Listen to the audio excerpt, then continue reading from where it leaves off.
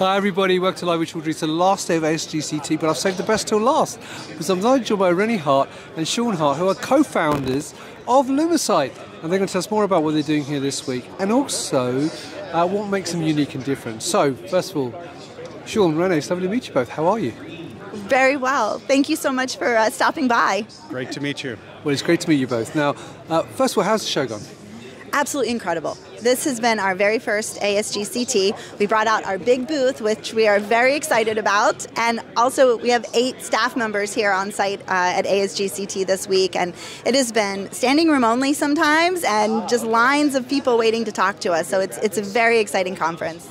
Yeah, it's been an excellent show. We've met a ton of great people, made a lot of great contacts, and been learning a lot about all the tremendous innovations in cell and gene therapy, so super Fantastic. excited. Now let's talk more about the company then. As I said, you are the co-founders, so we could be here for a long time, I know, if we start going into details, so we'll try and keep it brief, but how did the company start then in the first place, and what was the rationale behind launching the business?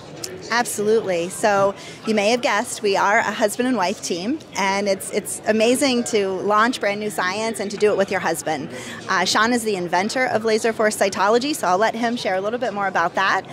But real fast, my background is 25 years in biotech, pharma, clinical trial space, so really excited to Fantastic. share more. So Sean, tell me a bit more about the technology. Yeah, so the technology came out of a Department of Defense lab. We've been working on it for the last 20 years. We founded the company in 2012. And developed Laser Force Cytology and are developing it for many applications. We started in the vaccine space, but have quickly moved into cell and gene therapy, and that's what brings us here today. Fantastic. So is that the actual instrument that you've been showcasing this week? Yeah, so this is the Radiance instrument. It's our next generation instrument. It's a half size of the original unit. You can see that there's an informational screen here showing cells going through the microfluidic channel. They're encountering a laser force. We have the fluid vials and we have the 96 well plate. And then the software is over here just to your right. Fantastic. And you said this is the latest version? It is the latest version. It was just released in the fall of last year. Right. Yeah, as the technology was validated through process development and moving down into manufacturing in QC labs, those scientists who were waiting to receive it saw the size of it, which was about double this one. Right. So this is about half the size of our original version, and they were saying, can you please make it smaller? And so we listened. It took us about 18 months to reduce the footprint, but we're proud to say, we've got instruments in QC now, and they're happy. Brilliant. And what sort of workflows or applications can it help end users Yeah, with? why don't we walk Sure. over here and we can tell you a little bit more about how the technology works. So Laser Force Cytology is label-free single-cell analytics. Yep. It's based on intrinsic biochemical and biophysical properties of single cells. And we use a balance of optical and hydrodynamic forces in a microfluidic channel. You can see here from the left is a laser Yep. pointing in this direction, and from the right there's an introduction of cells and a fluid drag force coming from the right. Where that light interacts with the cells, we are measuring velocity, which is proportional to optical force.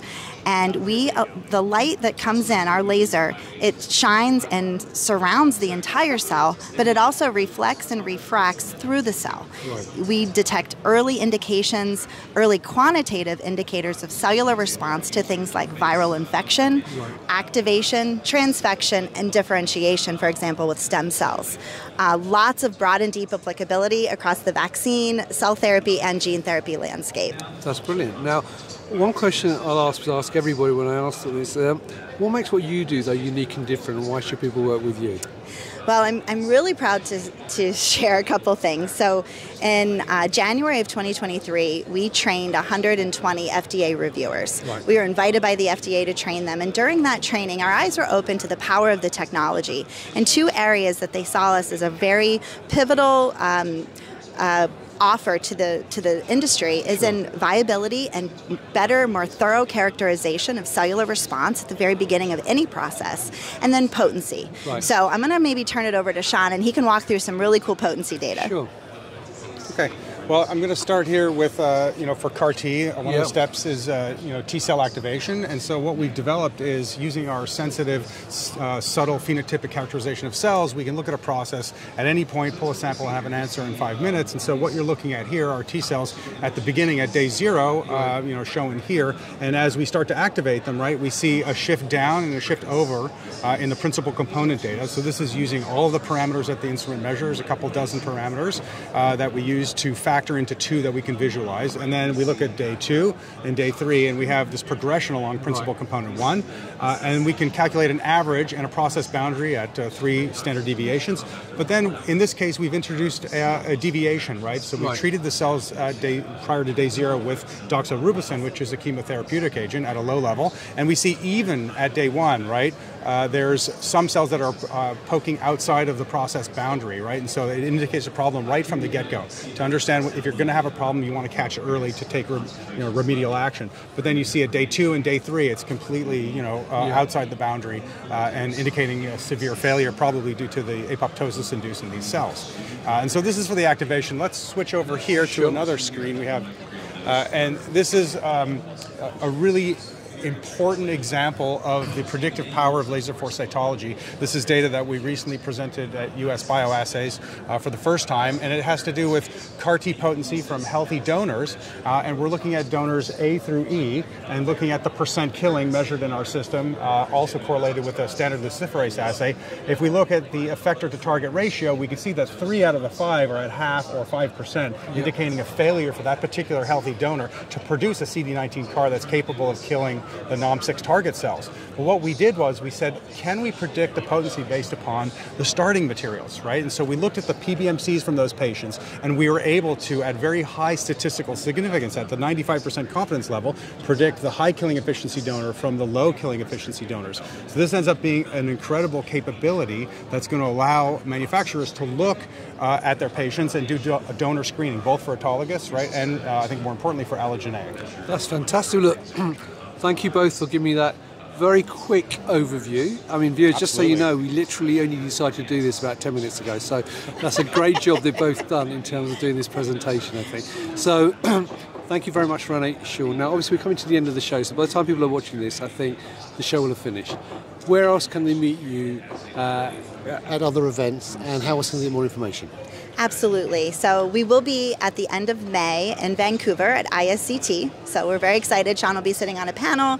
We actually will have a customer giving a talk with some of our data. And NIST will also be presenting a lovely poster with Laser Force Cytology data for viability in comparison to standard viability, with also changes in media, temperature, things like that. So very exciting data that will be presented at ISCT. Places you can reach us, info@LumaCyte.com.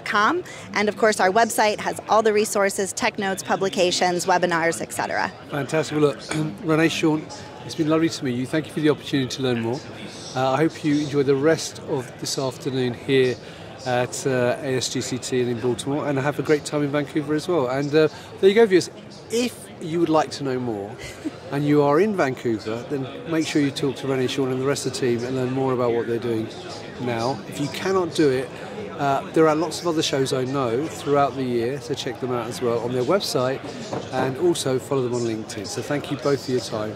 I really appreciate it. Viewers, thank you for watching.